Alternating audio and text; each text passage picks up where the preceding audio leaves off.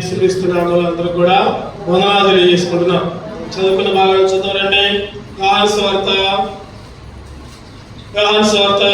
15వ అధ్యాయం 19 వచనం బిగ్గరగా చదవండి. ఎవరైనా మీరు లోక సంబంధులైన ఎడల లోకము తన వారిని స్నేహించును, అయితే మీరు లోక సంబంధులు కారు, నేను మిమ్మల్ని లోకములో నుండి ఏర్పరచుకొని అందుచేతనే లోకము మిమ్మల్ని ద్వేషించుచున్నది. మీరు లోక సంబంధులైన ఎడల లోకము తన వారిని ఏం చేసిందంట? స్నేహించిందంట. అయితే మీరు లోక సంబంధులు కాదు. ఈరోజు నువ్వు నేను కూడా లోక సంబంధులుగా జీవించాం, లోక సంబంధులుగా ఉన్నాం. అందుకనే యోహాను సువార్త 3వ అధ్యాయం 16వ వచనంలో ఒక చక్కటి మాట రాయబడుతుంది. దేవుడు లోకమును ఎంతో ప్రేమించెను కాగా ఆయన తన అద్వితీయ కుమారునిగా పుట్టిన వారి యందు విశ్వాసముంచు ప్రతి వాడును నశింపక నిత్య జీవం పొందినట్లు ఆయనను అనుగ్రహించెను. లోకము తన కుమారుని ద్వారా రక్షణ పొందుడికే గాని లోకములకు తీర్పు తీర్చుటకు దేవుడు ఆయనను లోకములోనికి పంపలేదు. లోకంలోకి ఎందుకు వచ్చాడంటే తీర్పు తీర్చడానికి కాదు ఆయన వచ్చింది. దేవుడు కూడా యేసుక్రీస్తుని లోకంలోకి ఎందుకు పంపించాడంటే తీర్పు తీర్చడానికి కాదు. ఇగో నువ్వు పాపివి, నువ్వు దుర్మార్గుడివి, ఇగో నువ్వు నరకానికి పోవాలి అని చెప్పడానికి కాదు ఆయన వచ్చింది. ఎందుకంటే ఆయన వచ్చింది లోకము తన కుమారుని ద్వారా రక్షణ పొందుటకే. రక్షణ పొందుడికే యేసుక్రీస్తు ఈ లోకానికి వచ్చాడు. నువ్వు నేను అగ్నిగుండం నుంచి దాటి పరలోక రాజ్యంలో చేరడానికే వచ్చాడు. ఈరోజు నువ్వు నేను కూడా లోక సంబంధులుగా ఉన్నాం. ఇంకో మాట చెప్పాలంటే దుష్ట సంబంధులు. యోహాను సువార్త 14 చక్కటి మాట రాయబడుతుంది అక్కడ. యోహాను సువార్త 14:17 చదవండి. లోకము ఆయనను చూడదు, ఆయన ఎరుగుదు కనుక ఆయన పొందలేరదు. మీరు ఆయన ఎరుగుదురు, ఆయన మీతో కూడా నివసించును, మీలో ఉండును. లోకము ఆయనను చూడదంట. లోకము ఆయనను చూడదు. ఇంకా ఏముందంటే ఆయన ఎరుగదు, ఆయన చూడదు, ఎరుగదు. ఇంకా ఏముంది? ఆయనను పొందలేరదు. ఒకప్పుడు నువ్వు నేను కూడా ఇటువంటి స్థితిలో ఉన్నాం. కళ్ళుండి కూడా చూడలేని స్థితిలో ఉన్నాం. ఇంకా ఆయన్ని తెలిసి కూడా తెలియనట్టే ఉన్నాం, ఎరగనట్టే ఉన్నాం. ఆయన్ని పొందుకోలేక ఈ లోకంలో నువ్వు నేను కూడా జీవించావు. అందుకనే ఆయన మనతో కూడా ఉండటానికి ఈ లోకానికి వచ్చాడు. ఈ లోకంలోకి ఆయన ఎందుకు వచ్చాడంటే మనతో కూడా ఉండడానికి వచ్చాడు. ఈ లోక అధికారి కింద ఉండడానికి వచ్చాడు. ఎవరు చెప్పండి? లోకాధికారి ఎవరు? లోకాధికారి ఎవరంటే అపవాది. అపవాది కింద ఉండటానికి వచ్చాడు. అపవాదికి లోపడటానికి వచ్చాడు. అపవాది ఎన్నన్నా చిత్రహింసలన్నా పెట్టుకో, నువ్వు ఏదన్నా చేసుకో, అయినా కానీ నేను లోకంలో ఉంటా, లోకంలో వాళ్ళని రక్షించడానికి వస్తా అన్నాడు. యోహాను సువార్త 4వ అధ్యాయం ఒక చక్కటి మాట రాయబడుతుంది. 4:5 యోహాను సువార్త 4:5. అప్పుడు అపవాది ఆయన తీసుకొని పోయి భూలోక రాజ్యములన్నిటినీ ఒక నిమిషంలో ఆయనకు చూపించి, అధికారమంతా ఈ రాజ్యముల మహిమంతా నీకు ఇస్తా, అది నాకు అప్పగింపబడినది, ఎవరికి నేను ఏ కొరదనో వానికి ఇస్తా, కాబట్టి నీవు నాకు మొక్కు. యేసుక్రీస్తు అంటున్నాడు కదా సైతాన్ గాడు, ఏమన్నాడు చెప్పు? నువ్వు నాకు మొక్కు, నువ్వు నాకు మొక్కు, ఈ లోకమంతా నీకు ఇస్తా. ఒక్క నిమిషంలో చూపించిందంట. చూడండి ఎంత ఆశ్చర్యం. చూడండి, లోకమంతా నిమిషాలు చూపించిండు. ఒక్క నిమిషంలోనే. ఈరోజు మనం కొత్తగా ఒక ఇల్లు కట్టుకుంటే ఒక పావు గంటలో చూపిస్తాం కదా. బెడ్రూమ్ ఇది, కిచెన్ ఇది డైనింగ్ హాల్, ఇది హాల్, ఇది అటాచ్డ్ బాత్రూమ్, అవన్నీ చూపించడానికి ఒక 10 నిమిషాలు పావు గంట పట్టింది. కానీ ఈ సైతాన్ గాడు ఎందుకంటే లోక అధికారి కాబట్టి, లోకంలో పెత్తనం చేసేవాడు కాబట్టి యేసుక్రీస్తుకి ఒక్క నిమిషంలో చూపించాడంట. ఆయనకు చూపించి ఈ అధికారం అంతా నీకు ఇస్తా, ఈ రాజ్యం అంతా నీకు ఇస్తా, నాకు మొక్కు.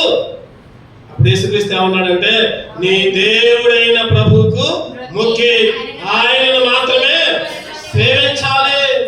దేవుడైన ప్రభువుకు మాత్రమే మొక్కాలి, దేవుడిని మాత్రమే సేవించాలి. ఇంకెవరిని మొక్కకూడదు, ఇంకెవరిని పూజించకూడదు, ఇంకెవరికి దండాలు పెట్టకూడదు. యేసుక్రీస్తు క్లియర్ గా చెప్పాడు. అయినా కానీ లోక అధికారి దగ్గరే యేసుక్రీస్తు నివసించడానికి మనుష్య కుమారుడిగా ఈ లోకానికి. మరి ఎలాంటి లోకం, ఎలాంటి లోకములో ఆయన ఉన్నాడు, ఎలాంటి లోకములో నువ్వు నేను నివసిస్తున్నాం? క్లుప్తంగా కొన్ని విషయాలు తీసుకొని మనం ఆరాధనలో ప్రవేశిద్దాం. ఎలాంటి లోకంలో ఉన్నాం మనం చూద్దామండి. మొదటిగా రోమీయులకు రాసిన పత్రిక 5వ అధ్యాయం 11వ వచనం. రోమీయులకు రాసిన పత్రిక 5వ అధ్యాయం 11వ వచనం. ఏలైనగా ధర్మశాస్త్రం వచ్చిన దనుక పాపము లోకములో ఉండెను. ఎటువంటి లోకం అంటే పాపము ఉన్న లోకములో నీవు నేను సంచరిస్తున్నా.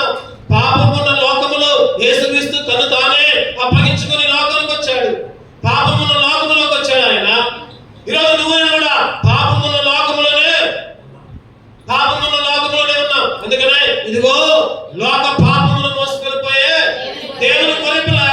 1 అధ్యాయం 29వ వచనంలో ఇదిగో లోక పాపమును మోసుకెళ్ళిపోయే దేవుని గొర్రెపిల్ల. ఆయన ఒక గొర్రెపిల్లగా వచ్చాడు. ఈ లోకంలో ఉన్న వాళ్ళని లోక పాపం నుంచి విడిపించడానికి, పాపం నుంచి ప్రాయశ్చిత్తం చేయడానికి ఆయన ఒక గొర్రెపిల్లగా వచ్చాడు. గలతీయులకు రాసిన పత్రిక 3వ అధ్యాయం 22వ వచనం చూస్తే, గలతీయులకు రాసిన పత్రిక 3వ అధ్యాయం 22, యేసుక్రీస్తునందు విశ్వాస మూలముగా కలిగిన వాగ్దానము విశ్వసించు వారికి అనుగ్రహింపబడినట్లు లేఖనము అందరినీ పాపములో బంధించింది. లోకమంతా పాపం కింద ఉంది. ఈ పాపం ఏంటంటే అందరినీ బంధించింది. ఆ పాపంలోకి అందరినీ లాక్కుపోయింది.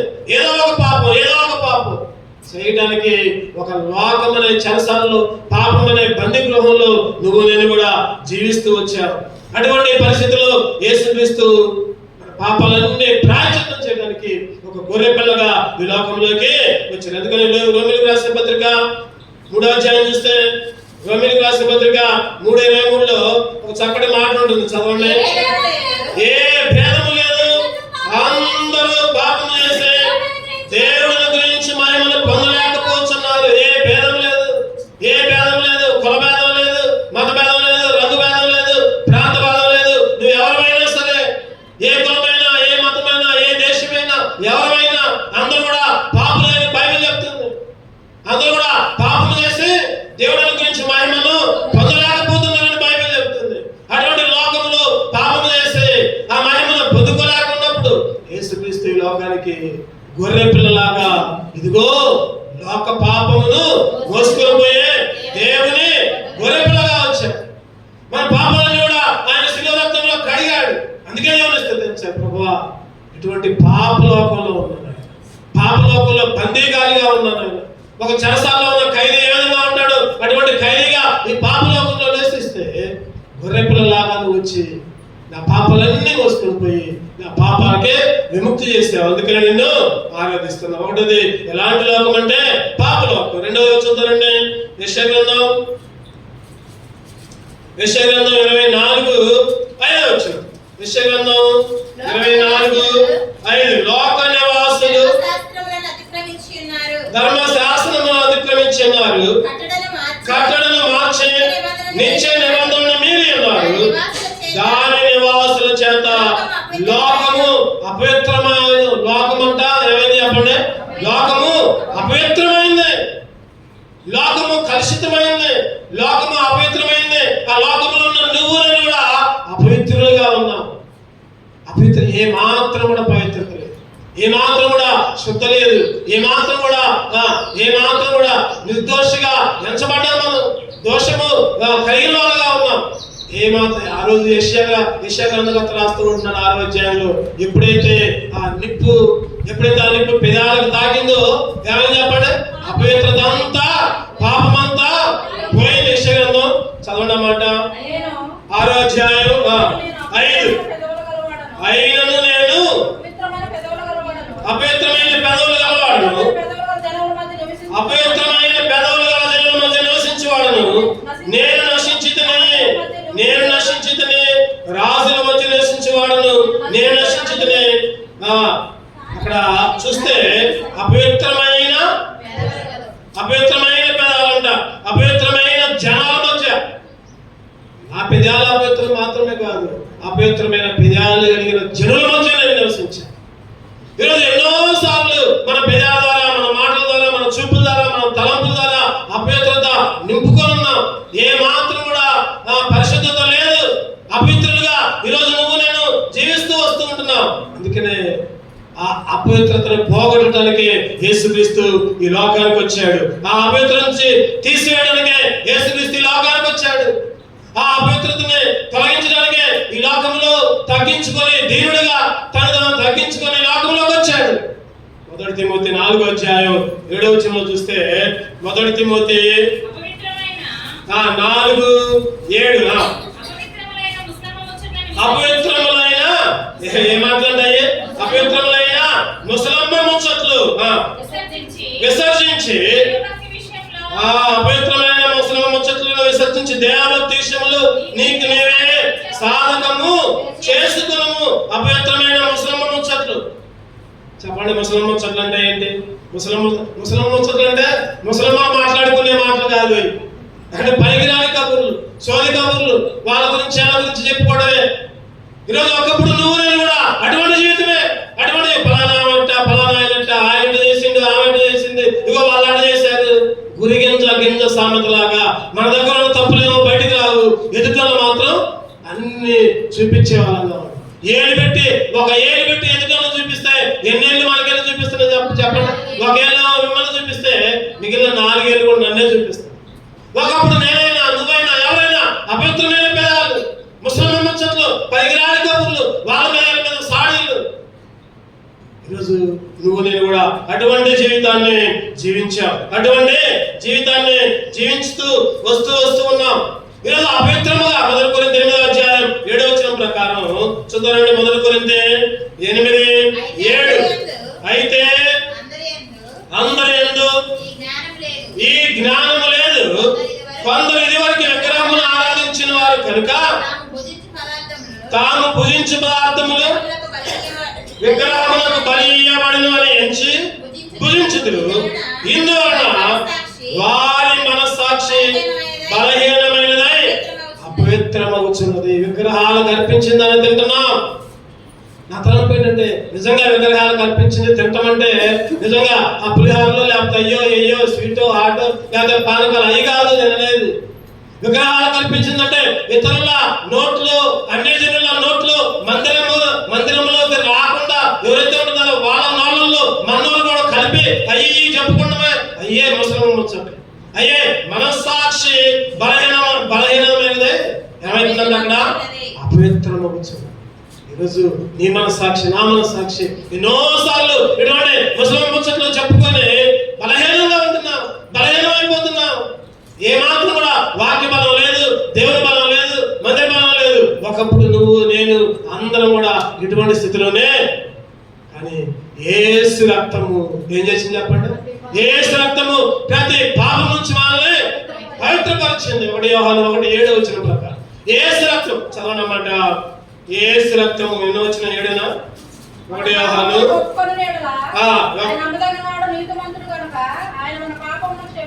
9 మన పాపములను మనం ఒప్పుకునేలా ఆయన నమ్మదగిన వాడును నీతిమంతుడు కనుక ఆయన మన పాపములను క్షమించి సమస్త దుర్నీతి నుండి మనల్ని పవిత్రులుగా, సమస్త దుర్నీతి నుంచి, సమస్త పాపం నుంచి, సమస్త ముసలమ్మ ముచ్చట్ల నుంచి ఈరోజు దేవుడు మనల్ని పవిత్రులుగా చేశాడు. అందుకే దేవుడు ఆలోచించాడు, ఈ లోకము ఎటువంటి లోకం చెప్పండి? పాపమున్న, రెండవదిగా ఈ లోకము అపవిత్రమైన లోకము. మూడవదిగా చూద్దామండి. మూడవదిగా ఆదికాండం 6:12. ఆదికాండం లోకం ఎటువంటిదంటే, దేవుడు భూలోకమును చూచినప్పుడు అది చెడిపోయి ఉండను. ఆ భూమి మీద సమస్త శరీరం తమ మార్గములను చెరిపివేసుకున్న లోకం ఎట్లా ఉందంటే చెప్పండి. మూడవదిగా చెడిపోయింది లోకం. ఈ చెడిపోయిన లోకంలో నువ్వు నేను నివసిస్తున్నావు. సమస్త శరీరం, అక్కడ ఒక మాట ఉంది, సమస్త శరీరులు తమ మార్గమును చెరిపివేసుకున్నారు. సమస్త శరీరులు తమ మార్గాల్ని చెరిపివేసుకుని ఉన్నారు. లోకమంతా చెడిపోయినది. చెడిపోయిన లోకంలో నువ్వు నేను జీవించాం. చెప్పండి, మనం ఇంట్లో వండుకునేటప్పుడు చెడిపోయింది ఎప్పుడన్నా వండుకుంటాము? చెప్పండి, చెడిపోయింది పాడైపోయింది అని వండుకుంటాము? అస్సలు వండుకో, పొరపాటు తీసి పక్కన పెడతాం. పిల్లలు ఎవరైనా తింటనన్నా కూడా తినేయం. ఎందుకంటే ఆ చెడిన ఆ పదార్థాలు తింటే మన శరీరం కూడా ఏమైతుంటే చెడిపోతుంది, మన శరీరం కూడా బలహీనమైంది. ఆ చెడిన వాడికి తింటే మన శరీరం కూడా రోగగ్రస్తంగా మారిపోతుంది. కానీ ఇప్పుడైతే మనం చెడిపోయిన లోకంలో ఉన్నాం, మనం అంతా కూడా చెడిపోయినా ఏ మాత్రం కూడా మంచి లేదు, ఏ మాత్రం కూడా అరికాలు మొదలుకొని నడినెత్తి వరకు ఎక్కడ మంచిది. పచ్చి భూములే అవి పిండబడలేదు, కట్టబడలేదు, ధైర్యంతో రత్తన చేయవల్ల ఈరోజు నేను కూడా అటువంటి స్థితిలో చెడిన వాళ్ళముగా ఉన్నాం, చెడిపోయిన వారిగా ఉన్నాం, చెడిపోయిన వారిగా జీవిస్తుంటే యేసుక్రీస్తు ఏం చేశారంటే యోహాను సువార్త 7వ అధ్యాయం 7వ వచనం అందరూ కూడా ద్వేషిస్తూ ఉంటున్నారు. యేసుని ద్వేషిస్తున్నారు. లోకము మిమ్మును ద్వేషింపనేరదు గాని దాని క్రియలు చెడ్డవని నేను దాని గురించి సాక్ష్యం ఇచ్చుచున్నాను కనుక అది నన్ను ద్వేషించుచున్నది. లోకము ద్వేషిస్తుంది. ఈరోజు నిజమైన క్రైస్తవుడుగా ఉంటే, నిజమైన దేవుని బిడ్డగా ఉంటే చెప్పండి, లోకం మెచ్చుకోదు, పక్కబిడ్డలు మెచ్చుకోదు, వాళ్ళు మెచ్చుకోరు. అన్నీ ఏదో ఒక మాట్లాడుతూనే ఉంటారు. ఎందుకంటే లోకస్తులు, లోక సంబంధులు, లోకానికి అలవాటు పడినోళ్ళు ద్వేషిస్తూనే ఉంటుందని బైబిల్ చెప్తుంది. లోకము మిమ్మును ద్వేషింపనేరదు కానీ దాని క్రియలు చెడ్డవని. ఈరోజు లోకంలో ఉన్న ప్రతి మనిషి చేసే ప్రతి పని కూడా చెడ్డదని బైబిల్ చెప్తుంది. కీర్తనకారుడు 53వ కీర్తనలో 1వ వచనంలో ఒక మాట అంటా ఉంటాడు. చదవండి, 53వ కీర్తన. దేవుడు లేడని బుద్ధిహీనులు తమ హృదయంలో అనుకొందురు, వారు చెడిపోయిన వారు అసహ్య కార్యములు చేయుదురు, మేలు చేయువాడు ఒక్కడు కూడా లేడు. ఒక్కడనున్నాడా? చెప్పండి, ఒక్కడనున్నాడా? ఒక్కడు కూడా లేడు. దేవుడు లేడని, దేవుడు ఉంటే నాకు చూపి. ఈరోజు చాలా మంది వితరణవాదం చేస్తూ ఉంటారు. ఎక్కడున్నాడు దేవుడు చూపి, అరే నువ్వు గాలి పీల్చుకున్నావంటే దేవుడిచ్చిన గాలి అది. ఈరోజు నువ్వు ఈ లోకంలో జీవిస్తున్నామంటే దేవుడిచ్చిన సృష్టి అది. సూర్యుడు, చంద్రుడు, నక్షత్రాలు వాటికి అప్పచెప్పిన పని అవి చేస్తున్నాయి. కాబట్టి ఈరోజు మనుషుల మనుగడ ఈ లోకంలో ఉంటుంది. అందుకనే వారంట చెడిపోయిన వారు, ఇంకా అసహ్య కార్యములు చేయుదురు, మేలు చేయవాడు ఒక్కడు కూడా లేడు. మేలు చేసేవాడు ఒక్కడు కూడా. తెలిసి చెడిపోతాం, తెలిసి పాడైపోతున్నాం. అందుకనే భక్తుడు రాస్తా ఉంటాడు, ఎరిగి చెడిపోతేనే యేసుని గాయము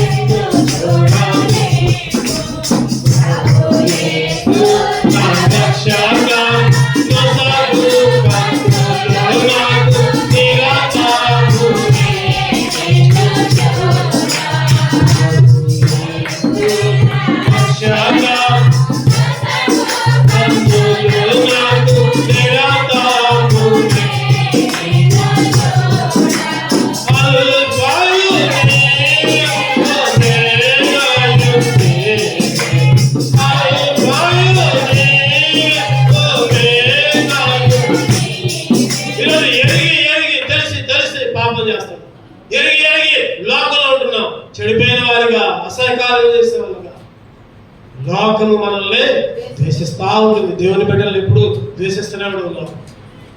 ఈరోజు ఎటువంటి లోకంలో ఉన్నామంటే చెడిన లోకంలో ఉంటే దేవుడు మనల్ని ఏం చేశాడంటే ఈ చెడిన లోకముల నుంచి, చీకట గల దొంగ ఊపిలో నుంచి దేవుడు చేయబట్టుకొని ఏ విధంగా లాగి బండ మీద నిలబెట్టాడు, ఆ విధంగా చెడిపోయిన నిన్ను నన్ను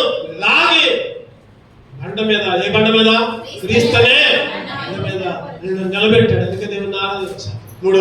నాలుగోదిగా చూద్దామండి. ఇంకా లోకం ఎటువంటిదంటే మొదటి కొరింథీయులకు రాసిన పత్రిక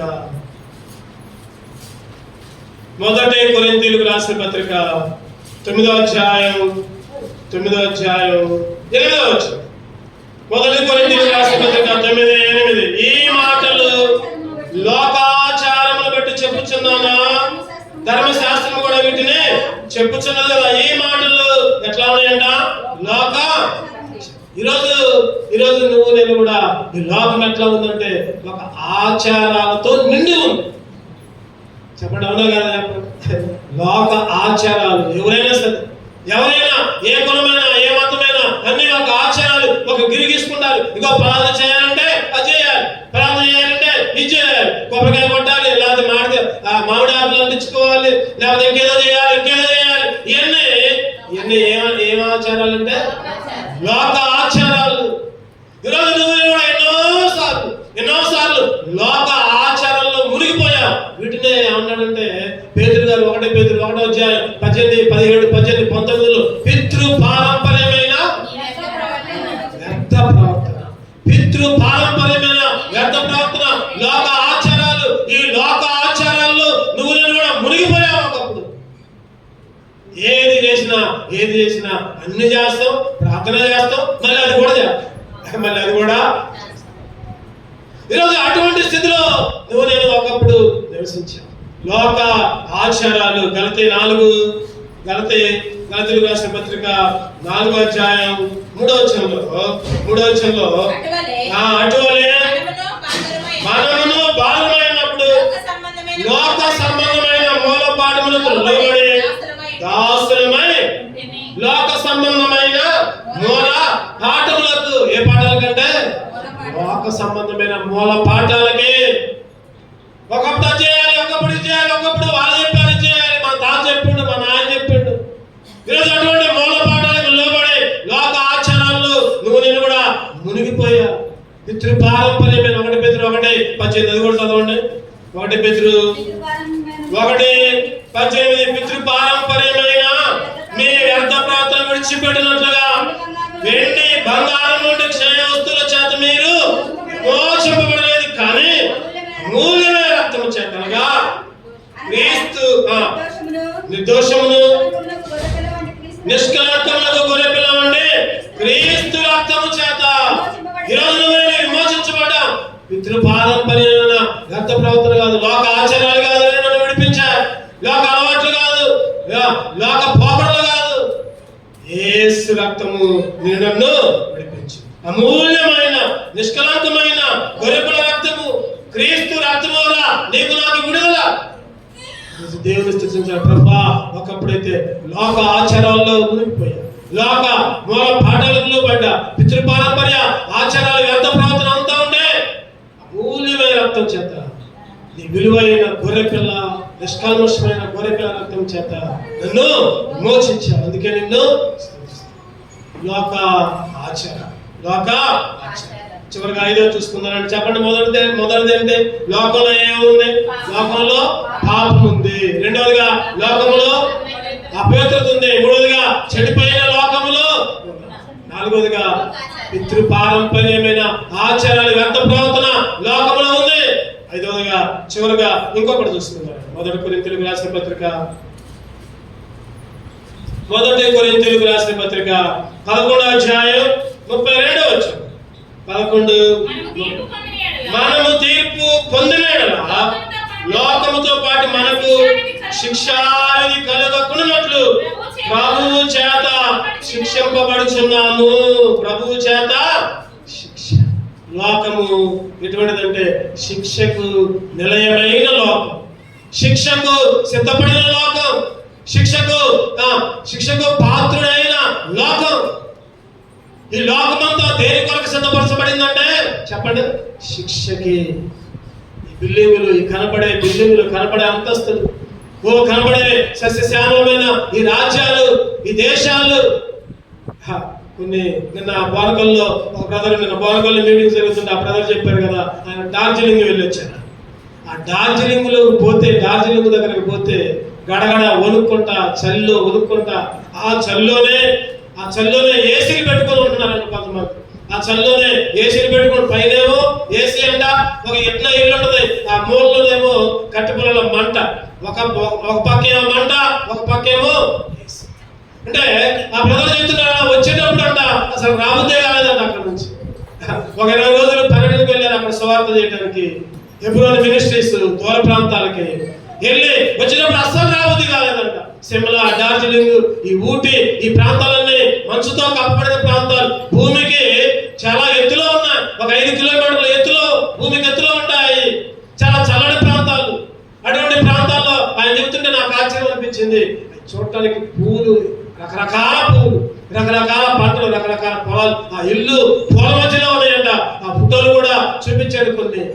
ఈరోజు నిజంగా ఈ లోకమంతా, నేను ఎందుకు చెబుతున్నానండి మాటలు, అంత మంచిగా సుందరంగా ఉన్నప్పుడు కూడా ఏమైతే చెప్పండి, అవన్నీ కూడా దేవుని అగ్నికి ఆహుతి కావడానికి సిద్ధంగా ఉంది లోకం.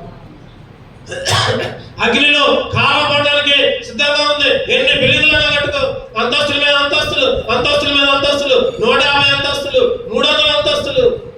ఒక ఆయన అంట 1000 అంతస్తులు కట్టడానికి ప్రయత్నం చేస్తున్నాడంట. ఎక్కడ భూమి మీద కాదు, సముద్రంలోనే ఒక 1000 అంతస్తులు కట్టడానికి ప్రయత్నం చేస్తున్నాడంట. అంటే మానవుడు ఏదేదో చేయడానికి ప్రయత్నం చేస్తున్నాడు, కానీ ఈ లోకమంతా దేనికి సిద్ధపరిచిందంటే శిక్షకి. అటువంటి లోకములు, శిక్షకి, ఉగ్రతకి లోనయ్యే లోకములు నువ్వు నేనుంటే మనం కూడా శిక్షకి లోనయ్యే వాళ్ళమే, శిక్షకి పాత్రలమే. ఈరోజు నువ్వు నేను కూడా శిక్షకు పాత్రలమైతే ఆ శిక్ష నుండి తప్పించి దేవుడు ఏం చేశాడంటే పరలోక రాజ్యానికి వారసులుగా చేశాడు. ఆయన అంగీకరించడం ద్వారా, ఆయన ఆరాధించడం ద్వారా, నమ్మి బాప్తిస్మం పొందడం ద్వారా శిక్ష లేదు. నమ్మి బాప్తిస్మం తీసుకుంటే ఏ శిక్ష లేదని బైబిల్ చెప్తుంది. ఈరోజు నేను కూడా అటువంటి స్థితిలో హోషేయ గ్రంథంలో ఒక చక్కటి మాట రాయబడుతుంది. హోషేయ 9వ అధ్యాయం చదవండి. హోషేయ 9వ అధ్యాయం, దానియేలు తర్వాత ఉన్నది హోషేయ, దానియేలు, హోషేయ, యోవేలు. హోషేయ 9వ అధ్యాయం 9వ వచనం, 749వ పేజీ. గిబియాలో చెడు కార్యములు జరిగిన నాడు జనులు దుర్మార్గులైనట్లు వారు బహు దుర్మార్గులైనవి, యెహోవా వారి దోషమును జ్ఞాపకము చేసుకుంటున్నాడు. వారి పాపములకై ఆయన వారికి శిక్ష విధించును. వారి పాపాలను బట్టి, వారి కార్యాలను బట్టి, వారి చూపులను బట్టి, వారి మాటలను బట్టి ఈరోజు నువ్వు నేను కూడా మనం చూసే చూపుల ద్వారా, మన తలంపుల ద్వారా, మన ఆలోచన ద్వారా, మన నోటి మాట ద్వారా దేనికి సిద్ధపడ్డాం? శిక్షకి. అదే హోషేయ 10వ అధ్యాయం 2లో కూడా చక్కటి మాట్లాడారు. వారి మనసు కపటమైనది కనుక వారు త్వరలోనే తమ అపరాధములకు శిక్ష నొందుదురు. వారి మనసు ఎటువంటిదంటే, వారి మనసు కపటమైంది. కపటం అంటే చెప్పండి, కపటం అంటే ఎదురంగా ఏమో ప్రైజ్లాడు చెబుతారు, ప్రైజ్లాడన్నా ప్రైజ్లాడక్క అంటారు, పక్క పోయే వాళ్ళ గురించి చట్టం చెబుతారు. ఎదురుగా ప్రైజ్లాడు చెబుతారు, పక్క పోయే వాళ్ళ గురించి చట్టం చెబుతారు. అది కపటం అంటే. ఎదురుగా ఒకటి, లోపల ఒకటి, బయట ఒకటి. పైకేమో వందనాలు, లోపలేమో తందనాలని ఒక భక్తుడు. ఈరోజు లోకమంతా ఏమన్నా, వారి మనస్సు కపటమైంది కనుక వారి త్వరలోనే తమ అపరాధములకు శిక్ష. అటువంటి శిక్షకు పాత్రమైన నువ్వు నేను కూడా, ఈ లోక ఉగ్రతకి పాత్రమైన నువ్వు నన్ను కూడా, ఎప్పుడైతే యేసుక్రీస్తు లోకానికి వచ్చాడు, ఎప్పుడైతే యేసుక్రీస్తు తన విలువైన రక్తాన్ని కాచాడు, శిక్ష నుంచి ఏమైంది ఇప్పుడు చెప్పండి? శిక్షను దాటి, మరణాన్ని దాటి జీవంలోకి అడుగు పెట్టాం. ఒకప్పుడైతే జీవగ్రంథంలో పేరు లేదు మనది, ఇప్పుడైతే జీవగ్రంథంలో ఉందా? పేరుందా? జీవగ్రంథంలో పేరుంది ఇప్పుడు, ఒకప్పుడైతే లేదు. ఎవరైతే రక్షణ ఉందో, ఎవరైతే మార్మల్స్ బాప్తిస్మ అనుభవాలు కలిగి ఉన్నారు, జీవగ్రంథం ముందు పేరుంది. జీవగ్రంథం ముందు. అందుకని ఆ పాట ఎప్పుడు పాడుకుంటాం మనం. ఏం పాటది? గుర్తురాట. ఏం పాటది? గొర్రె పిల్ల సింహాసనం చాటుండును, ఆయనే దీపమునమయుండును. గొర్రె పిల్ల సింహాసనం చాటుండును, ఆయనే దీపమునమయుండును. జీవ గ్రంథమందున పేరులున్న వనుచు, జీవ గ్రంథమందున పేరులున్న వనుచు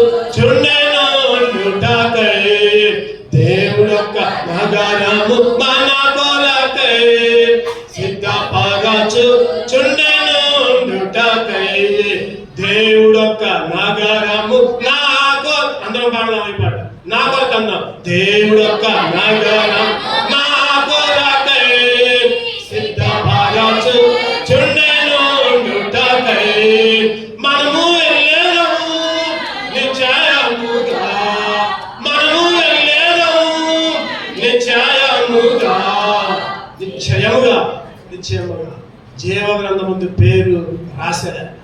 శిక్ష లేదుగా, ఉగ్రత లేదుగా, మరణం లేదుగా. ఈరోజు దేవుని రాజ్యములు, ఆ పరలోక రాజ్యములు నివాసము. ఈరోజు నీకు నా కూడా ఆ పరలోక రాజ్యంలో ఒక్కొక్కరికి ఒక్కొక్క గృహం. ఎంత ధన్యత!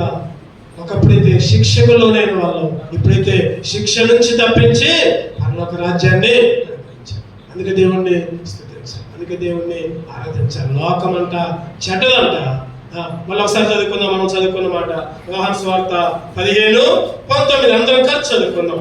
మన మూల పాఠాన్ని మనం చదువుకుందాం. యోహాను సువార్త 15:19 మీరు లోక సంబంధమైన